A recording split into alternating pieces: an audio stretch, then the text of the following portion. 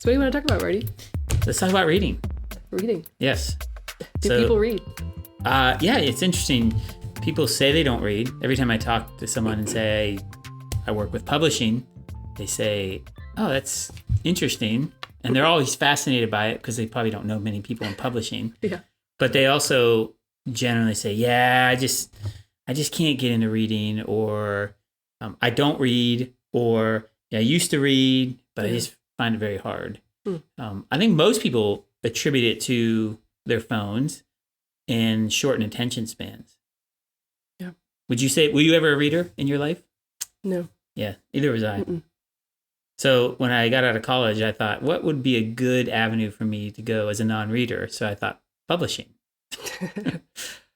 Yeah, I think just reading happened when I started coming to Old North. Like, just reading was a part of the culture there. So Interesting. So really late in life reader. yeah, no, I hated reading in college. Didn't really do much of it since I studied art.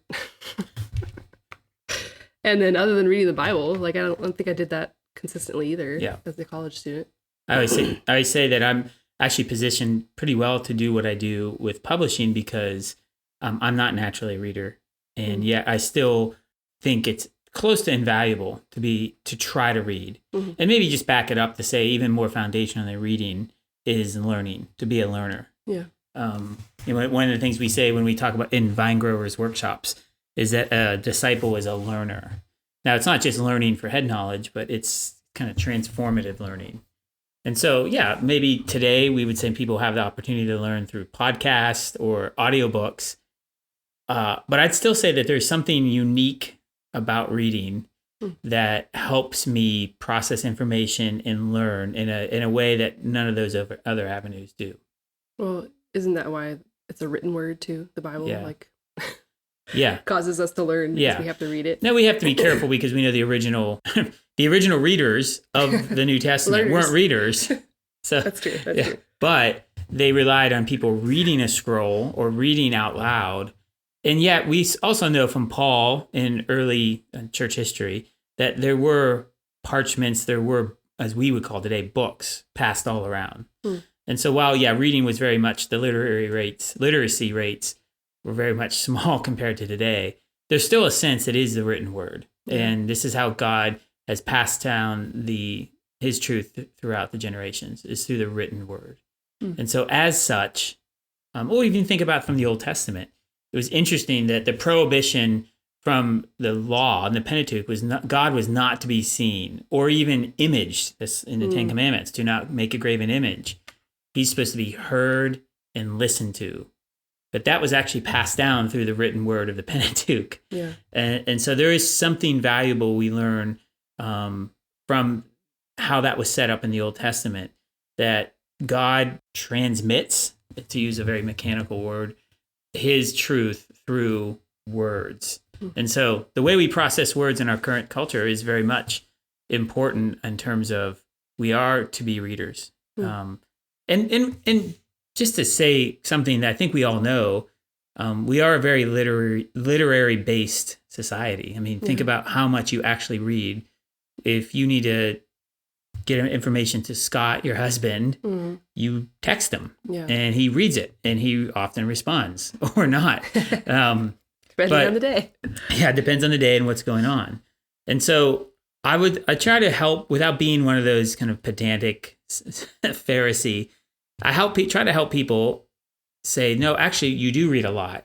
It's a question of the extent you read, the purpose with you read, and your habits of reading. Yeah, like your attention span. Yeah. Or, what you're choosing. I don't think I'd be the Christian I am today without reading the books that I've read. No, our brother Tony Payne, in one of his episodes or newsletters many months ago, I can't remember. It's a catchy title, of course, but it was something like that. That his Christian growth is built on a stack of books. Yeah.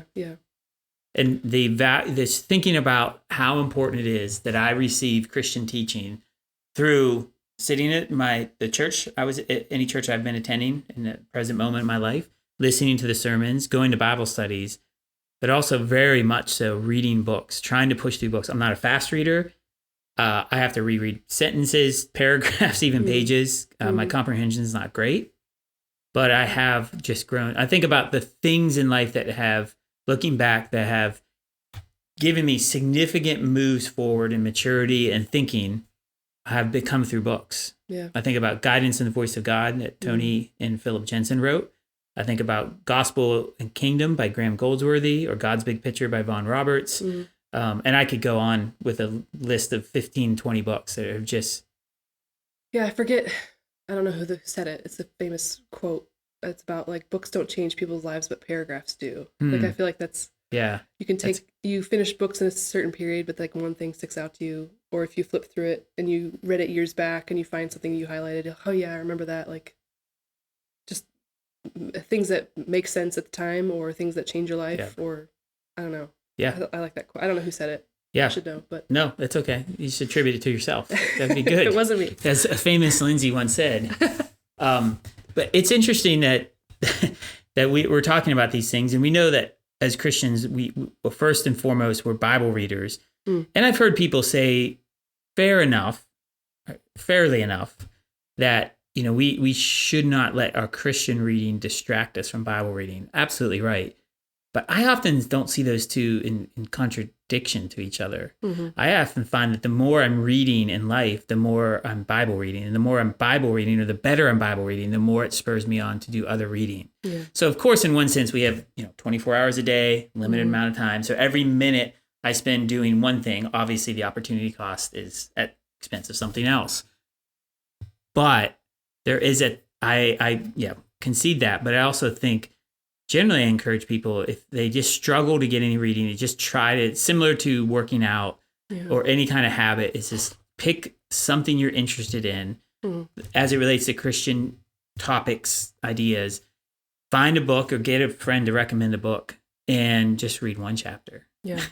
And what's then, that practice? Like it's like 20 minutes. Yeah. Well, John Piper would say, so John Piper, most people know, is both a pastor, preacher, but and a scholar. I mean, he got his start in scholarship, academia, getting his PhD. But he said most of his adult life he spent reading. His habits were, it sounds so simple, but he picked 3 pockets of 15 minutes a day. And that's how he kind of made and held his practice of reading. And you say that, like, 3 pockets of 15 minutes today, Lindsay, you can find. Now, I've tried it. It's very hard. So I'm just currently trying for 1 pocket for 15 minutes. And even that's hard. Yeah. But how much? I'm sure I'm spending 15 minutes on my phone easily 3 times a day. Or yes. So I think there is something about that, the fact that we say that we are people of the Word, that God transmit His truth to us by the Spirit, but through the Word, and that we have access to so much to help us with the Word. What we should never let go of the process of actually putting our eyes over and reading the truth in the Word. So there is that. But the other thing, I've been running into people in talking about this, because it just, as I said, it comes up when I tell them what I do for a living. People want to tell me how much they know their phone has caused a degradation in their abilities. Really, all abilities to think. I can't even remember a phone number anymore because it's on my phone. So one great thing about actually a physical book, is that if I'm reading a physical book, sure, I can put it down and go get distracted with something else. But there is something that it's really nice that I can set my phone down, or in the other room or across the room, and I can say, I'm going to just try to read 1 chapter of a book. It might be 8 minutes, it might be 20 minutes, but in the big picture, that's not a big deal. And it's a good habit for me to detach from my phone, which I know everyone wants to do. Right. I haven't met a person who said, no, I want to be more attached to my phone. Right. So or it seems like there's people that, I do this a lot, like you're watching TV, but you have to have your phone and you have to scroll. Like you have to do both things. 2 things. Like to distract you for both things. That's a good point. And I noticed myself the other day, because I got on my kids. Like, can't you just watch what you want to watch and not scroll? As I sit there and scroll. But yeah, that's it. And so, but if I have a book, I'm holding a book, both hands, or a pen in one hand, and I'm underlining, I am fully engaged. So we know it's the value of learning, growing in our understanding of Christianity by a book, but we're also really doing good exercise for our mind. Yeah. We're practicing focus discipline and detachment from our devices. Yeah. And it's a good example for your family. Like, Yeah. to know that you can set aside and you're not addicted to a certain thing, like to be able to set aside and prioritize reading. Yeah. And I think it's daunting because people, like, they get a book, even a 200-page book now seems long for people, but simply just saying, just read a chapter. Yeah. And then if you can do it the next day, great. Mm-hmm. But breaking down a book into chapter at a time is really helpful. So I generally recommend people try it and pick a book that has chapters that take 15 minutes or less to read, and then see what happens. Yeah. Well, what about if you're reading multiple books? Like, you read a lot of different things all at the same time. Like, I struggle with, I'm really hyped about this book, and then I need to start reading another one because I'm assigned to it. So now I'm in two different books. Like, should I just finish the one that I started? I think everybody's different. I mean, I go in seasons, actually. Yeah. Like, part of it is because what I do for a living, I have to read multiple things at the same time. But part of it is just how I'm wired. So everybody's different. It's one of these things that, like, the greatest good in this is to try to get yourself reading, to consume good Christian content. And how you go about it, in one sense, is very secondary. And so whether that's I'm only going to do one book at a time, or because I'm going to be creative, I'm going to do a book. I have a friend who reads one book each different day. Like, so Monday he reads this book, Tuesday he reads that book, and I can't do that. I could not do that.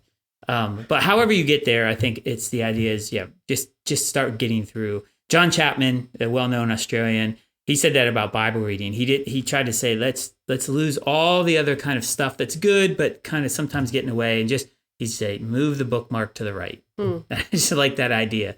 That's how you do good Bible reading. Just move the book right. Just move the bookmark to the right. So yes, the Through the Bible in a Year plan requires you to read about 4 chapters a day. And so you think, great, and then February comes, and so just move the bookmark. Well, I think it's very similar to reading a book. Yes, ideally you get through a book a week or whatever. Just move the book. Just move the bookmark. Yeah. So there is there's the learning. There's the just the mental exercise and aspect of it, and it's also, as I mentioned already, it's the detachment from everything else. It's really good. You can take, if you just do the 1/3 of the John Piper approach, 1 15-minute pocket a day of reading, then you have forced yourself to do a lot of things at once in 15 short minutes. I know this sounds like very self-serving coming from a publisher, but we've had this discussion many times. I talk about this all the time. I tell people, find good Christian books. And actually, if you just have them sitting around, the more they'll beckon you. Even, for those people who are very money sensitive or cheap, like me, you're like, man, I bought that book. Should at least try to read it. For others, just having a stack of books with different things listed on the cover, different topics, it's going to, I hope, beckon you to I could go scroll social media, or I could actually try to get through a half a chapter of a book about the Trinity or killing sin, or whatever the many, many other topics. Yeah. Good stuff. I know. All right. Thanks, Lindsay. Thanks, Marty.